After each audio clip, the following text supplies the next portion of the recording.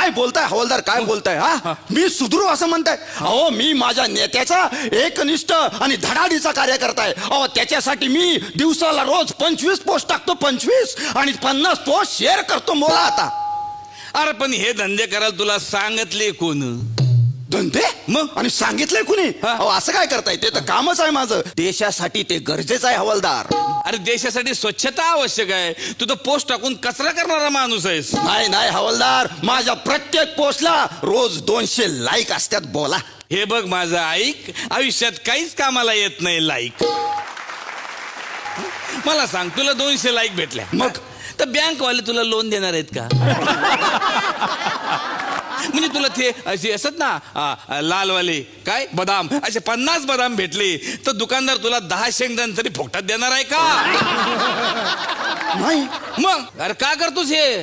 ते मी देशासाठी करतो. Yeah. देशात बदल झाला पाहिजे म्हणून सोशल मीडियावर डोळ्यात तेल घालून 24 तास बसलेलो असतो मी. एक गोष्ट लक्षात ठेव, हे डोळ्यात तेल घालणं बंद कर. अरे तेलाचा भाव काय आहे माहितीये का तुला? हा, तू स्वस्ते शो करत जा ना बे. सस्ते? हा मग. अहो, काय बोलताय? गांधीजी म्हणून गेले. अरे कुठं? अरे कुठं चालला? गांधीजी काय? अहो, गांधीजी बापू आपले. अरे तुझं वय काय? तू बोलतो किती मोठ्या माणसाबद्दल. हे बघ, तू बापूची चिंता करू नको, स्वतःच्या बापाची चिंता कर फक्त बस. आपल्या देशाची अर्थव्यवस्था ही आपल्याला बदलायलाच पाहिजे. एक मिनिट, तुझ्याकडे 100ची सुट्टी आहेत का? नाही, मग किती आहेत तुझ्याकडे? 50च आहे. अबे 50 रुपये खिशात घेऊन फिरतं आणि देशाच्या अर्थव्यवस्थेवर बोलतं. अरे असं करू नको, काहीतरी काम धंदा कर राजा, काम धंदा कर. करतो की हवालदार? काय? मी माझ्या नेत्याची, आमच्या साहेबांची सगळी कामं करतो. अरे काय काम करतो बे तू? तुझ्या साहेबाला तंबाखू पाहिजे असेल तर तो मळून देतो. अबे तंबाखू मळून देण्यापेक्षा बायकोला पीठ मळून दे, 2 चपात्या प्रेमानं खाऊ घालन तुला. नाही नाही हवालदार, सगळ्यांनी जर असा विचार केला तर या जगात निष्ठा नावाची गोष्ट राहणार नाही.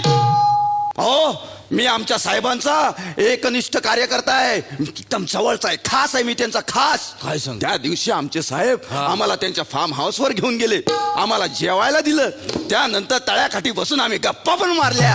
आणि तेवढ्या साहेबांनी एक खडा उचलला आणि तळ्यात टाकला आणि तो खडा बुडाला. तो साहेबांनी विचारलं की सांगा बघू, यो खडा पाण्यात कसा काय बुडाला? प्रत्येकानं उत्तर दिलं हवालदार, प्रत्येकानं उत्तर दिलं. कोण म्हणते याची घनता जास्त आहे, कोण म्हणते याचं वस्तुमान जास्त आहे, पण एकाच पण म्हणणं साहेबांना पटलं नाही. मग मी म्हंटल साहेब याचं उत्तर मी देतो. मी दिलं उत्तर. मी म्हंटल साहेब, तो खडा पाण्यात बुडला कारण तो बुडणारच होता. कारण ज्यांनी ज्यांनी तुमचा हात सोडला तो बुडलाच. साहेब खुश, माझ्या पाठीवर अशी थाप मारली. काय बोलताय? अरे वा वा वा वा, बघितलं मंडळी, हल्ली अशी चमचेगिरी वाढत चाललेली आहे. निष्ठावान कार्यकर्ता हरवलेला आहे. अरे पहिले कसे कार्यकर्ते निष्ठावान होते, विचारांची लढाई विचारांना लढत होते. अरे काम पडलं तर आपल्या नेत्याला जबाब विचारत होते. आता तसे कार्यकर्ते कमी झाले, आता उरलेत फक्त चमचे. पण चमच्यांना एक गोष्ट कळत नाही का, खाणाऱ्याला आपला हात त्याच्यात आहे हे समोरच्याला कळू द्यायचं नसते, म्हणून तो चमच्याचा वापर करतो. आणि चमच्याला असं वाटतं की आपणच खातोय, पण जाते दुसऱ्याच्या पोटात आणि चमचे कायमस्वरूपी खरकटे ते खरकटेच. अरे अरे आपण शिवाजी महाराजांचे मावळे आहोत, या स्वराज्यासाठी लढणारे मावळे आहोत. अरे आपला जन्म काय सोशल मीडियावर लढण्यासाठी झालेला आहे का? अरे सह्याद्री हिमालयाच्या मदतीला धावून जातो रे, सोम्या गोम्याच्या मदतीला नाही.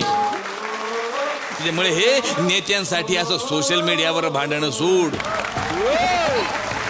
तुला चमचा व्हायचा आहे ना? हो, पण स्टीलचा चमचा हो. का? अरे का म्हणजे, अरे स्टीलच्या चमच्याला बाजारात इकलं तर काही ना काहीतरी भाव मिळेल, पण नेत्याच्या चमच्याला काहीच भाव नाही. म्हणून भाऊ माझं ऐक, पोट भरायला कधीच कामी येत नाही लाईक. बर बाबा, तू सकाळपासून काही खाल्लंय का? नाही हो. बघितलं, आता संपली लोकसभा, आता कोण तुम्हाला बिर्याणी खाऊ घालणार आहे? अरे बिर्याणी सोळा हातावर 12ने पण कोणी टिकवणार नाही, पण हवालदार आहे, हवालदार तुला खाऊ घालणार आहे. हा, आतापासून सोशल मीडिया वगैरे बंद. हा, चला चहा पाचतो तुम्हाला, या. वा वा.